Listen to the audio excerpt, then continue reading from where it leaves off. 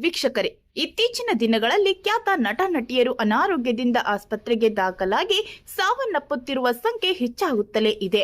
ಮೊನ್ನೆಯಷ್ಟೇ ಖ್ಯಾತ ನಟಿ ಹಾಗೂ ನಿರೂಪಕಿ ಅಪರ್ಣಾ ಅವರು ಕ್ಯಾನ್ಸರ್ನಿಂದ ಸಾವನ್ನಪ್ಪಿರುವುದು ಗೊತ್ತೇ ಇದೆ. ಇದೀಗ ಅದೇ ರೀತಿ ಮತ್ತೊಬ್ಬ ಖ್ಯಾತ ನಟಿ ದಿಢೀರ್ ಅನಾರೋಗ್ಯದಿಂದ ಆಸ್ಪತ್ರೆಗೆ ದಾಖಲಾಗಿದ್ದಾರೆ.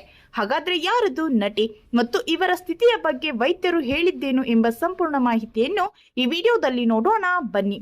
ಅದಕ್ಕೂ ಮುನ್ನ ನಿಮಗೂ ಕೂಡ ನಟಿಯರು ಇಷ್ಟ ಅನ್ನುವುದಾದ್ರೆ ತಪ್ಪದೆ ಈ ವಿಡಿಯೋವನ್ನ ಲೈಕ್ ಮಾಡಿ, ಹಾಗೆ ನಮ್ಮ ಚಾನೆಲ್ ಅನ್ನ ಸಬ್ಸ್ಕ್ರೈಬ್ ಮಾಡಿ ನಮ್ಮನ್ನು ಬೆಂಬಲಿಸಿ. ಹೌದು, ಬಾಲಿವುಡ್ ನಟಿ ಜಾನ್ವಿ ಕಪೂರ್ ಆರೋಗ್ಯ ಕ್ಷೀಣಿಸಿದ ಕಾರಣ ದಿಢೀರ್ ಆಸ್ಪತ್ರೆಗೆ ದಾಖಲಾಗಿದ್ದಾರೆ. ಕಳೆದೆರಡು ದಿನದಿಂದ ಜಾನ್ವಿ ಕಪೂರ್ ಅಸ್ವಸ್ಥಗೊಂಡಿದ್ದಾರೆ.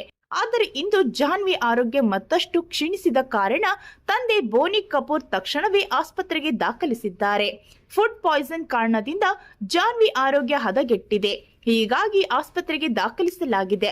ಸದ್ಯ ಜಾನ್ವಿ ಚೇತರಿಸಿಕೊಳ್ಳುತ್ತಿದ್ದು, ಇನ್ನೆರಡು ದಿನದಲ್ಲಿ ಡಿಸ್ಚಾರ್ಜ್ ಆಗಲಿದ್ದಾರೆ ಎಂದು ತಂದೆ ಬೋನಿ ಕಪೂರ್ ಹೇಳಿದ್ದಾರೆ. ಇನ್ನು ವೈದ್ಯರು ಕೂಡ ಮಾತನಾಡಿ ಆದಷ್ಟು ಬೇಗ ಗುಣಮುಖರಾಗುತ್ತಾರೆ ಎಂದು ಭರವಸೆ ನೀಡಿದ್ದಾರೆ.